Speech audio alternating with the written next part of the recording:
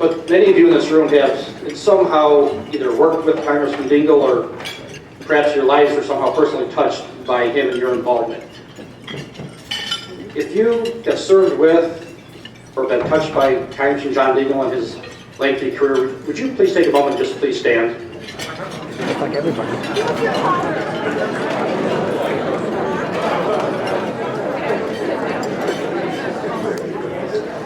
Thank you.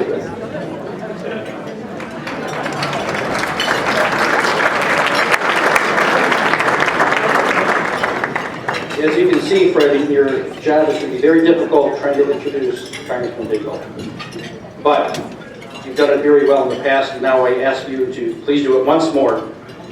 Freddie Eaton, Government Affairs Manager with Comcast.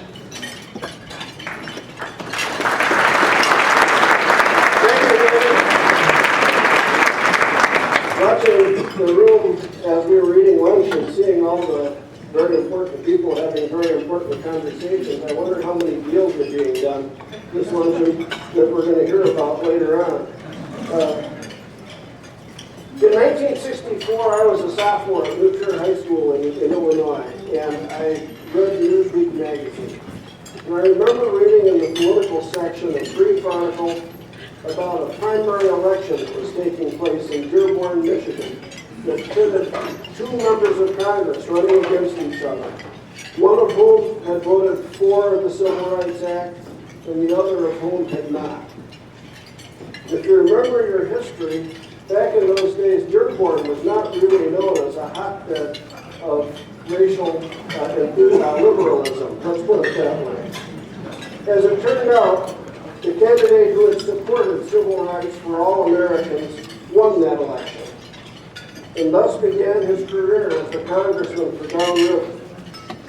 John Dingell has been representing all or part of the Downriver ever since, and he's never stopped championing civil rights for all Americans, whether you're talking about voting rights, or the right to join a union, or the right to own a gun, or the right to get a good education, or the right to have clean air and water, or the right to have decent health care.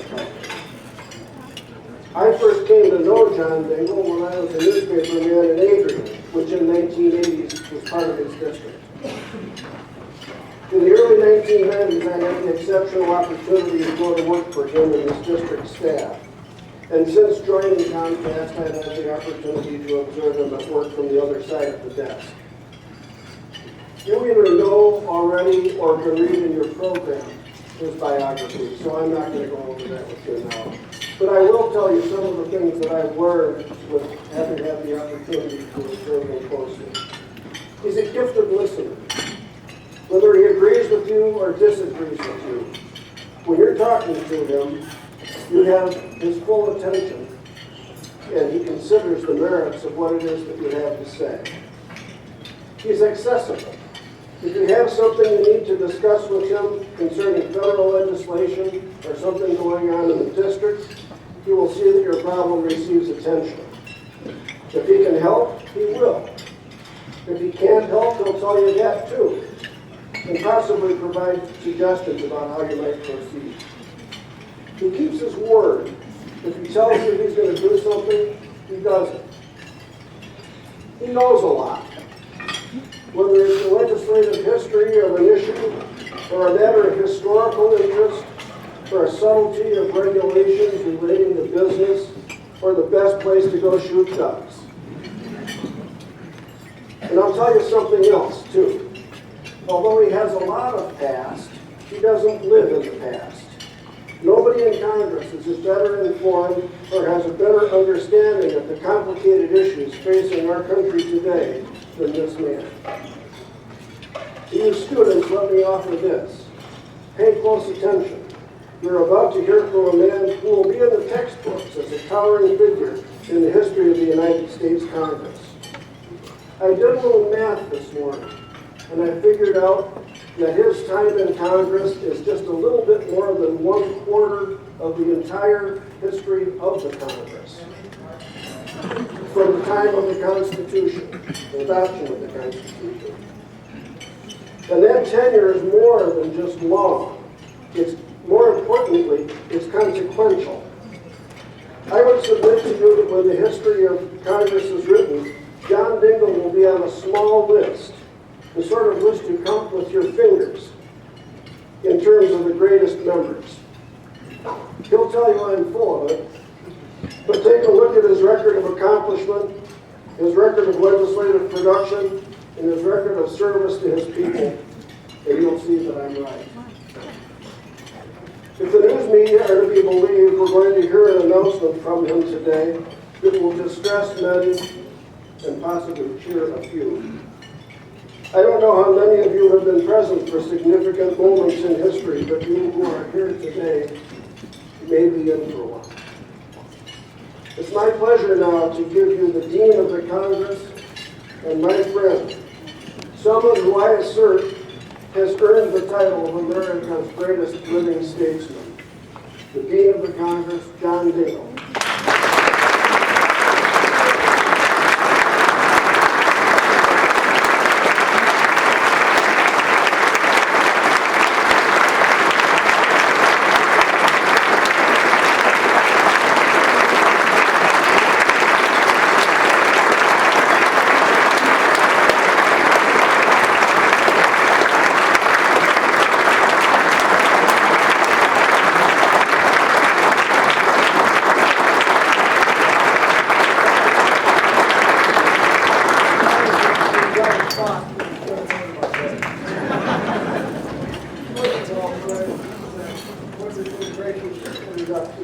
Thank you. Second of all, to all of you, my dear friends, thank you. And I want to tell you how proud Debbie and I are to be home amongst our friends here. It's kind of a humorous thing. We have moved from the 15th to the 16th to the 15th to the 12th district. Some of you have noted that I am announcing my retirement today.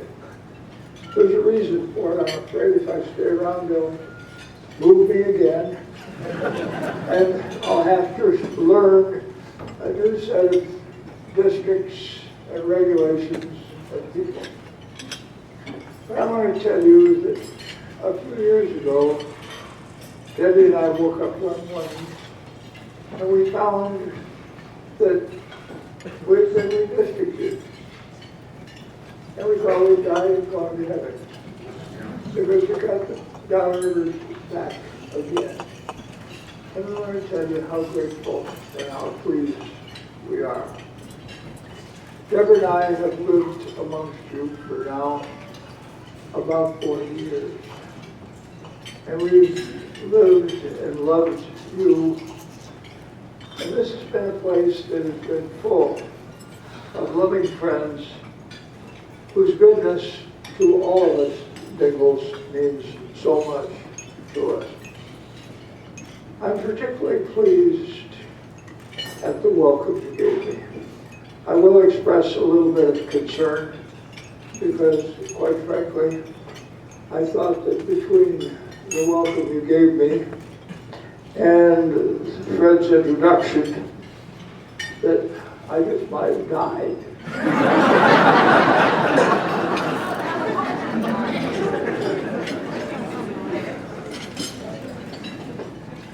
Where we know the goodness of people, we have seen it here in this district and in the people who have been so kind to us. I had the privilege of raising 4 kids alone in Trenton. One of the hardest, most difficult tasks I've ever had to deal with. And I want to note something that's important to all of us. We are the most fortunate, the most blessed, the richest, and the most fortunate race in history. We need to criticize those who do not brag about this country and the goodness of our people. in what we do and what we stand for. Because we're the most generous nation in the world.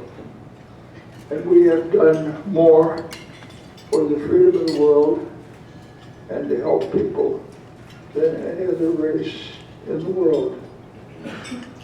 We need to love our country with great affection and intensity.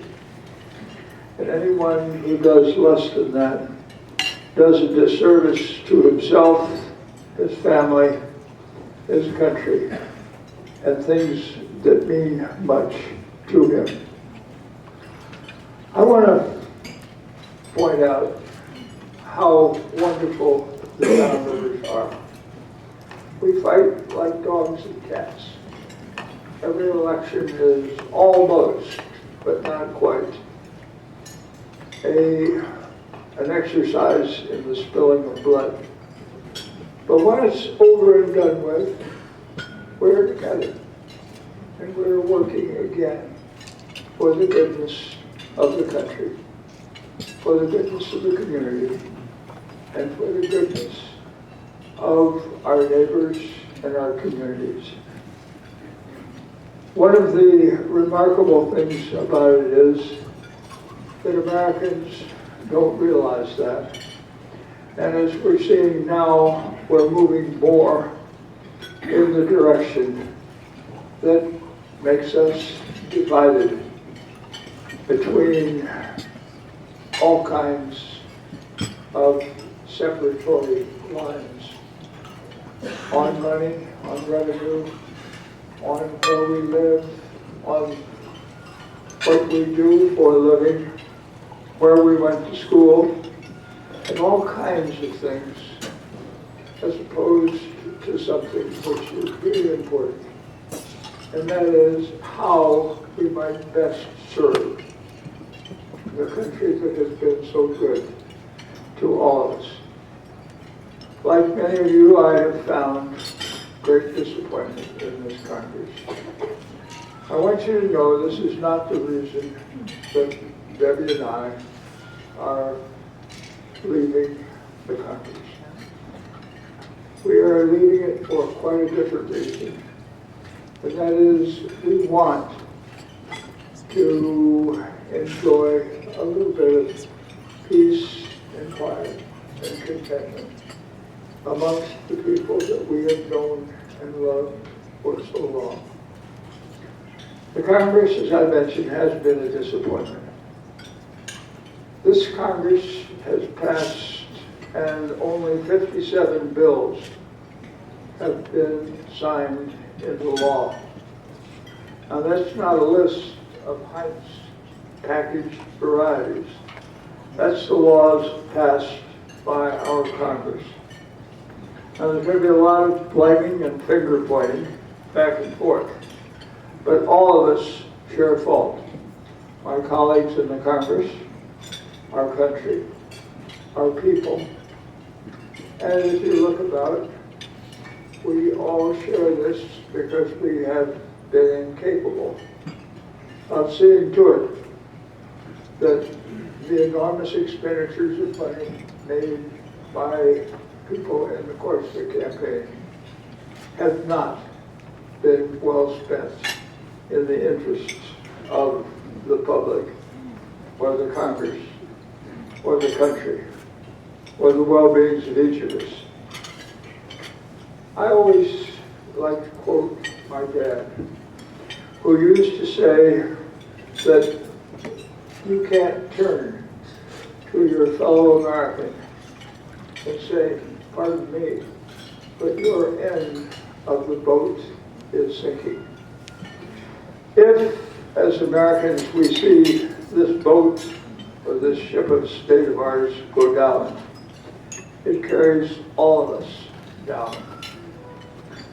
You know, when I was a small boy, we successfully escaped the Great Recession, or more correctly, the Great Depression. And I went through it. There are only a couple of letters different in than the two words. But it had a terrible impact upon the country. And a lot of real hard work, bipartisan leadership by men working together and women working together saw to it that we were able to get over that terrible time. I've now found that because Americans were willing to work together, we were able to achieve a somewhat similar result. And that Americans pulling together, President Bush, President Obama, the Republican outgoing Secretary of Treasury, and the incoming Democratic Secretary of the Treasury, and the Chairman of the Federal Reserve. The result was that we avoided that calamity again by the narrowest of margins. So let's be brief. We have to work together. And we have to remember something that's important. What unites us is far greater than that which divides us. And the President should not have to tell that august body that if it cannot do its tasks, he will do it by executive order. That is not the way the country should run. Congress, if you look at the dictionary, has a meaning. Congress means coming together. The great coming together of the American people. And it's there in the district, or rather in the dictionary. So let's share a few words and thoughts. Compromise is an honorable word, as are cooperation, conciliation, coordination, and similar words. And let us remember that our founding fathers intended that these words would be the way business in our country should be conducted: personal, financial, and political. Rights were given to all, set forth in the Constitution. And it has served us well for over 200 years. Those thoughts served us well in 1776. It also worked in 1789 when the great Constitution was put together.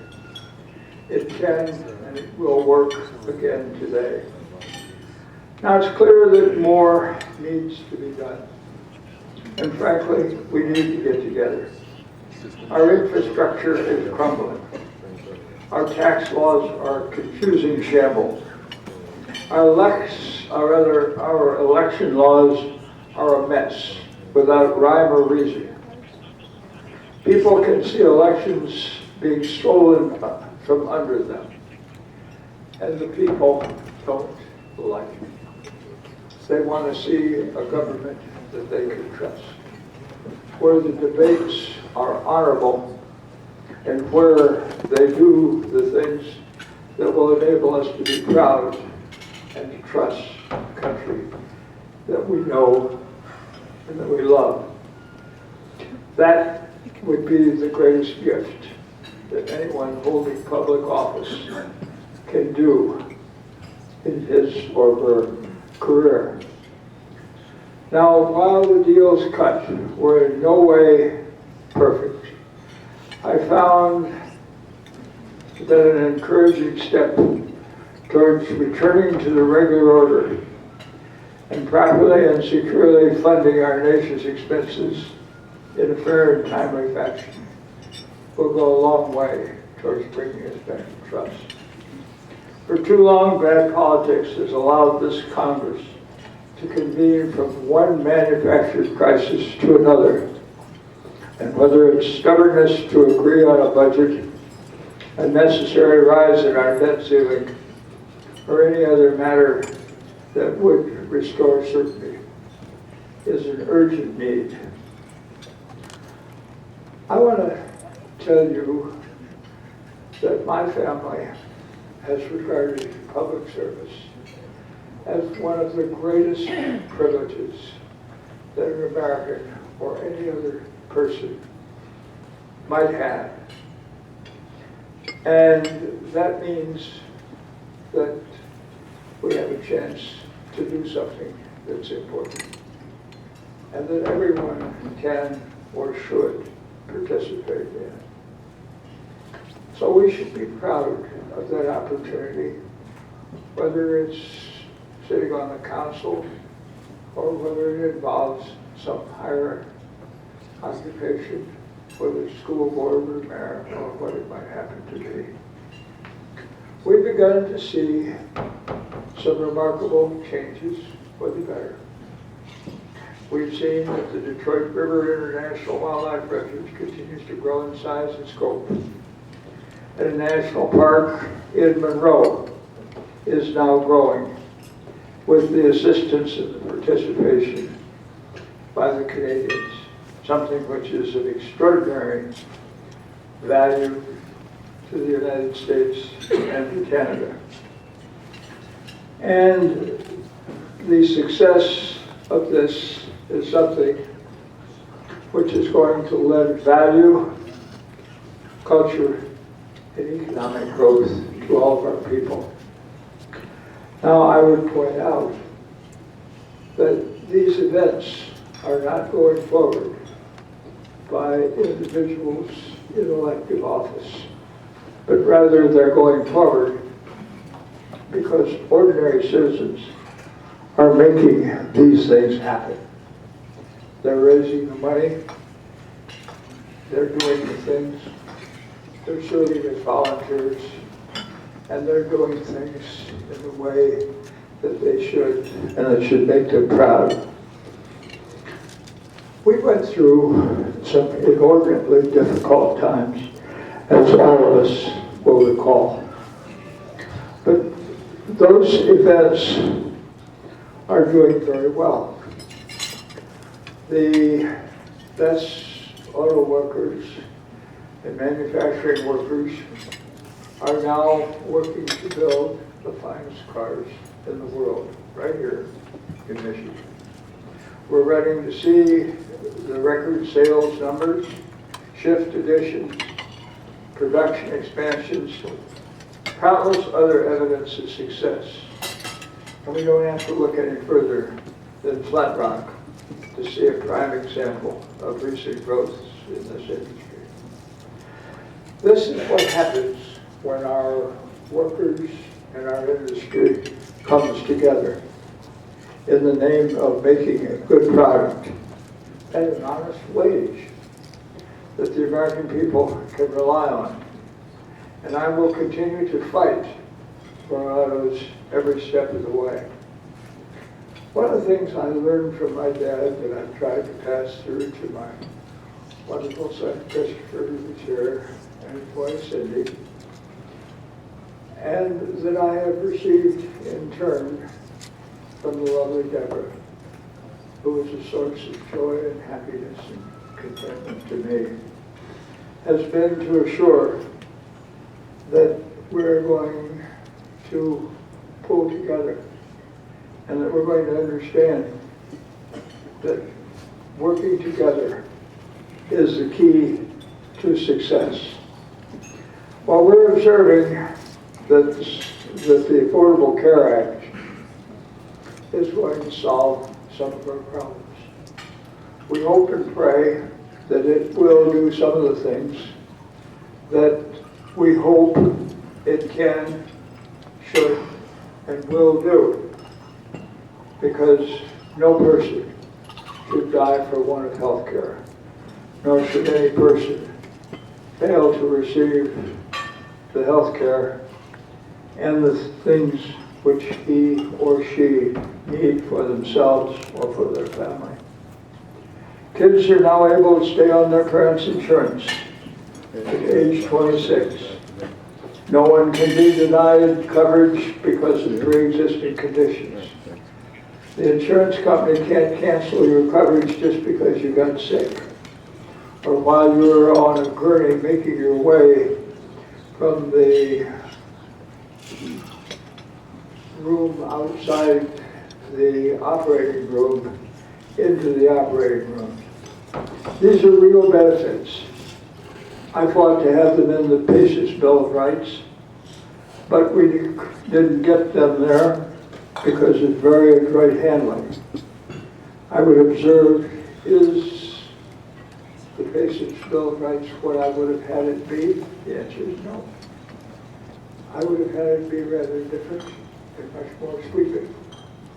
But it is progress, and it is progress that we as a nation must make. So that while we are able to move forward, we can always move forward in a way which brings us to further and greater success. I'm very proud that Deborah and I are able to have so many good friends who help us so much and so dearly at election time and other things. I'm also proud that we are able to work together in remarkable goodwill. I take the behavior of my people here in the downriver and in the 12th district as evidence of extraordinary character, and this nation working as should a free society of free men and women. There are many people in Washington, especially in the Congress, who love to talk about themselves. And I've tried very hard over the years not to join their ranks, because to be perfectly frank with you, I find I get rather tired listening to myself talk about me. I also am hopeful that you will be able to talk about what it is we have done together to make this a better place, a better country, a better downriver, and something that is a place and a collection of people and communities that can be proud of ourselves and what it has done. Now you will note that every 2 years, the lovely Deborah and I confer on the question of whether or not I will seek re-elections. My standard for this is high. I put myself to the test, and I want to know when the time comes whether I can live up to my own personal standards as a member of Congress. It would be easy at all different times to step aside and to allow someone else to represent the district. I want to give the last that I can assuredly give, and the last that I can proudly give to my people. I've served the country in war as a private and as a second lieutenant. I've had the privilege of serving this country as all kinds of things, from a letter carrier to, very frankly, a fellow who is a garbage man. I've also had the privilege of serving this country and its people in all kinds of other tasks. And I've found that I could be proud in each and every one of those, as can all of our young people. So the future here is good. This nation is strong. Our downrivers are a superb example of what it is we should do to see to it that this country does the things that it should do so that we can all be proud of what it is this country is and of our part in making it so.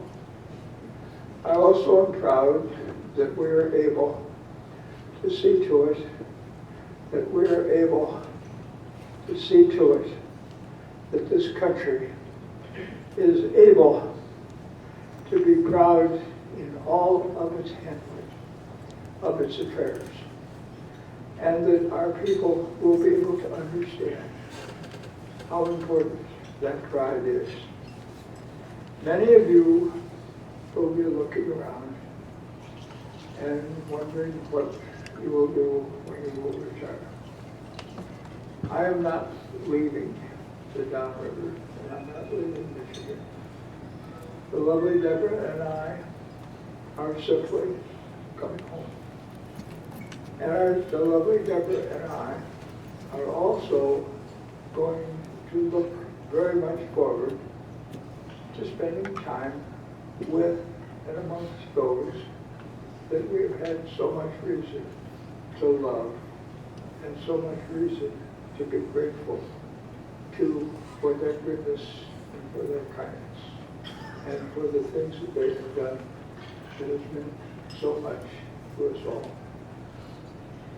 This area produces the finest public servants. It produces people who care. If you walk around the city in which you might be in the downrivers, you will hear people talk. You won't necessarily know when the discussion starts what they're going to be talking about. But after you talk to them for 5 or 10 minutes, you will find that you will know where they came from because of the things that they discuss. I happen to be a Democrat, I'm proud. But I also will point out that the goodness of our people, Republicans and Democrats, leads us to work together for the betterment of our community, for the betterment of our country, for the benefit of each other. And I'm proud that that is so. I think that you should take a look at my friend Ron Johnson, who's here, and also my good friend, the chairman of the district that I serve, Mark Gaffney, but also all of the other officials and public servants, Republicans and Democrats, and take your hat off to them for the goodness that they show and for the richness of their character, their gifts to all of us. Thank you for being my friends. Thank you for what you have done for Debbie and I. And thank you for what you continue to do to enrich this country and to make it a better and a happier and a stronger place. Thank you.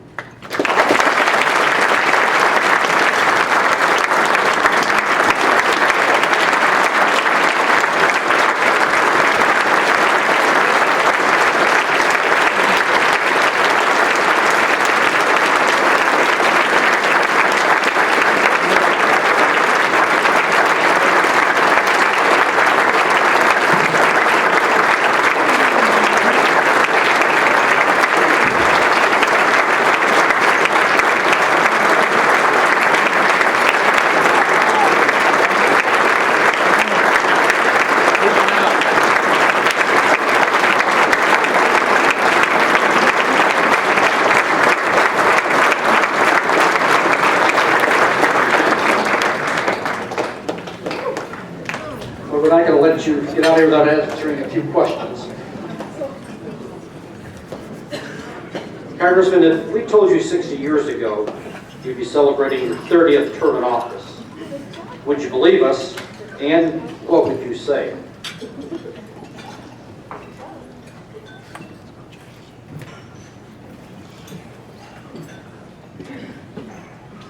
mind saying? I'm not quite sure. I think, say that I couldn't find a more wonderful bunch of people, that I couldn't find a better nation to serve, and I couldn't find a better opportunity to enrich our country or to work with the citizens of the greatest nation in the world.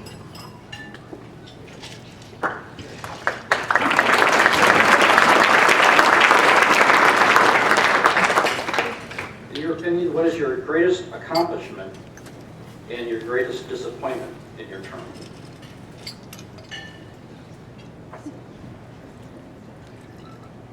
We don't have disappointments in public life. What we have is opportunities that we have not yet completed. If you look, you will find that always there are things which remain to be done. And if you look, you'll find Teddy Roosevelt, national parks, national forests, all of the things that he tried to do to see to it that we did the things that we needed. And I'm just starting on his book, that is a book about the wilderness warrior.